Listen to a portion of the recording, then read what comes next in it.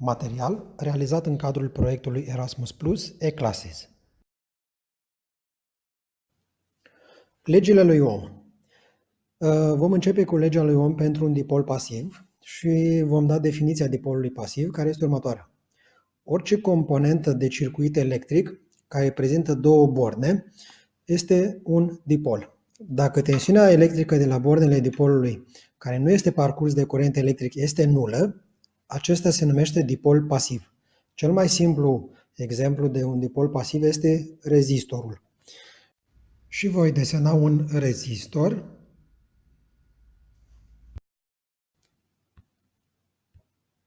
de rezistență R. Măsurăm tensiunea la bornele lui cu ajutorul unui voltmetru, iar intensitatea curentului electric măsurăm cu un ampermetru legat în serie. Enunțul legii lui Ohm.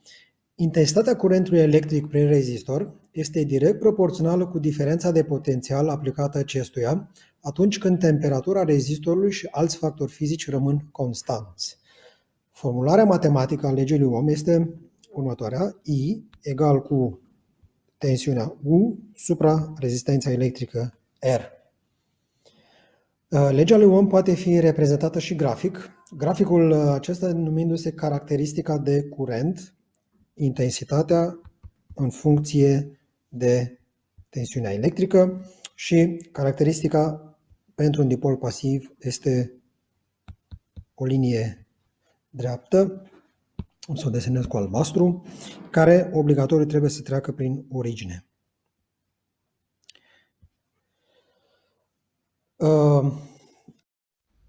Pentru conductoare metalice și soluții electrolitice, caracteristica curent-tensiune este o linie dreaptă care trece prin origine.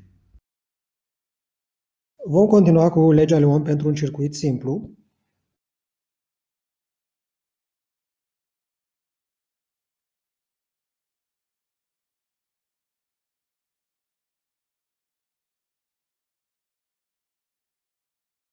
Și desenăm circuitul.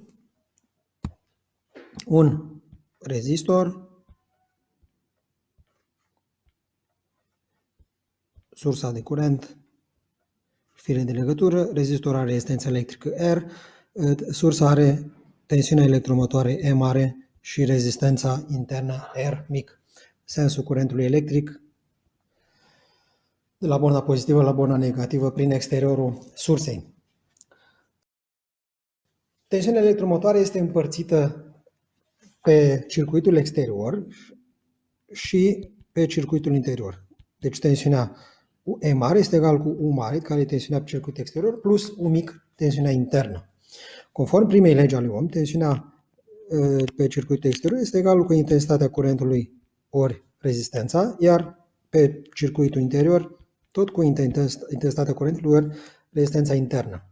De aici rezultă că tensiunea electromotoare E este egală cu I R mare plus I ori R mic. Scoatem factorul comun I și avem că tensiunea electromotoare egal cu I pe lângă R mare plus R mic, de unde rezultă ecuația legii lui Ohm pentru un circuit simplu, I egal cu tensiunea electromotoare supra suma dintre rezistența circuitului exterior și rezistența circuitului interior. Putem spune că intensitatea curentului electric dintr-un circuit simplu este egală cu raportul dintre tensiunea electromotoare a sursei și rezistența totală a circuitului. O scurtă aplicație zice așa: tensiunea la bornele unei surse este U1 egal cu 5 volți atunci când este parcursă de un curent de intensitate I1 egal 3 amperi.